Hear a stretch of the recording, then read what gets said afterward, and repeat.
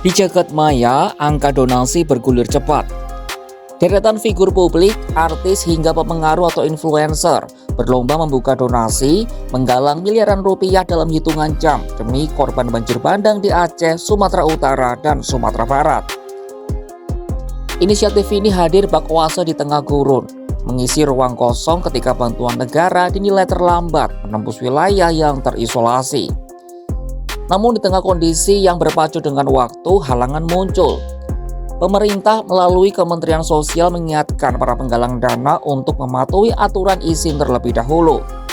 Pernyataan ini sontak memicu perdebatan sengit di ruang publik. Narasi yang terbangun adalah benturan antara urgensi kemanusiaan melawan kakunya birokrasi.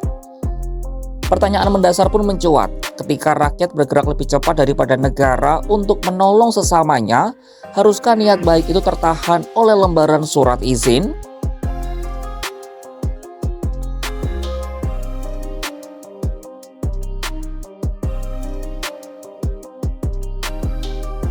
Fenomena membanjirnya donasi via influencer bukan sekadar tren media sosial, melainkan respon organik atas situasi krisis. Bencana di Sumatera menyisakan duka mendalam, dengan ratusan korban jiwa dan ribuan warga yang kehilangan tempat tinggal. Dalam situasi kacau itu, respon negara kerap dinilai lamban, tidak terkoordinasi dan terhambat oleh prosedur birokrasi yang panjang. Kekosongan penanganan inilah yang kemudian diisi oleh gelombang solidaritas publik. Masyarakat menyaksikan fakta di lapangan bahwa bantuan dari perorangan, komunitas, kampus, hingga sukarelawan independen seringkali mampu menembus wilayah terisolasi jauh lebih cepat dibandingkan bantuan resmi pemerintah. Kecepatan ini dimungkinkan karena rantai komando yang pendek dan fleksibilitas penggunaan dana tunai yang dikumpulkan dari masyarakat. Salah satu yang paling menjadi perhatian publik adalah bantuan senilai 10 miliar rupiah yang digalang oleh influencer Ferry Irwandi. Pendiri Malaka Project itu berhasil mengumpulkan jumlah itu dalam waktu hanya 24 jam. Gerakan ini sekaligus mematahkan stigma bahwa masyarakat, khususnya anak muda, bersikap apatis. Sebaliknya, energi kolektif mereka terbukti menjadi modal sosial terkuat bangsa saat ini. Kepercayaan publik disebut telah mengalami pergeseran. Mereka lebih nyaman menitipkan uang kepada figur yang mereka percaya mampu memberikan dampak langsung, serta transparan di media sosial ketimbang menunggu birokrasi negara bekerja.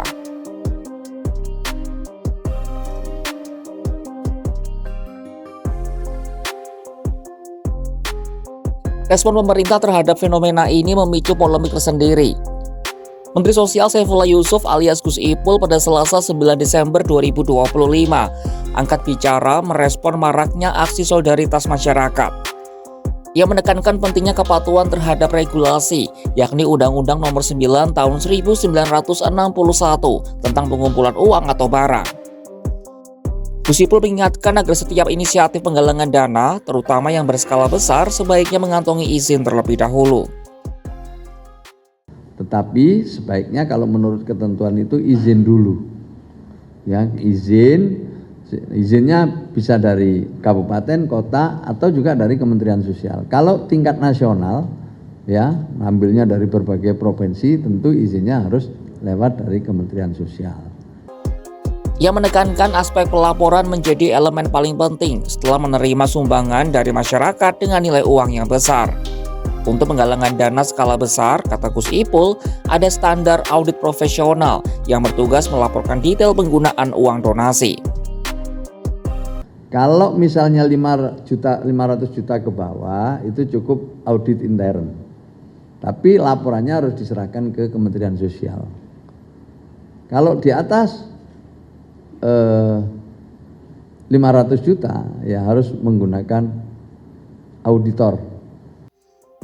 Tetapi perspektif birokratis ini bertabrakan dengan logika kedaruratan di lapangan. Para sosiolog dan pengamat kebijakan publik menilai penerapan aturan kaku di masa krisis beresiko mematikan inisiatif warga. Dalam situasi bencana yang menuntut kecepatan, hukum seharusnya melayani kemanusiaan, bukan sebaliknya.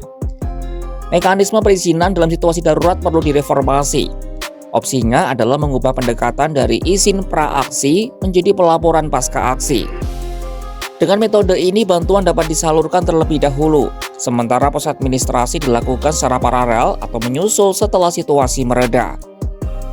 Negara tidak boleh menempatkan dirinya sebagai pengendali yang membatasi empati, melainkan fasilitator yang mempermudah jalan bagi solidaritas warganya sendiri.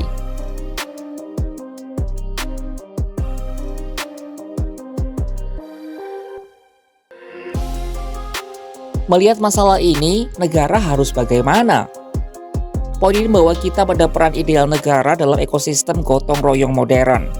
Negara harus mengubah paradigmanya dari sekadar regulator atau pengawas menjadi pemimpin orkestra solidaritas sosial. Tugas pemerintah adalah mengintegrasikan berbagai inisiatif warga yang tersebar agar tidak tumpang tindih dan tepat sasaran. Pemerintah dapat menyediakan platform pelaporan satu pintu yang sederhana dan digital untuk mempermudah transparansi tanpa menakut-nakuti para dermawan dengan ancaman kriminalisasi izin. Komunikasi publik pejabat negara juga harus diubah.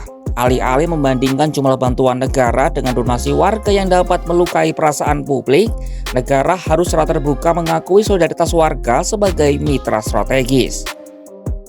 Kisruh donasi bencana Sumatera mengajarkan satu hal penting, bahwa kecepatan solidaritas rakyat adalah aset negara yang tak ternilai.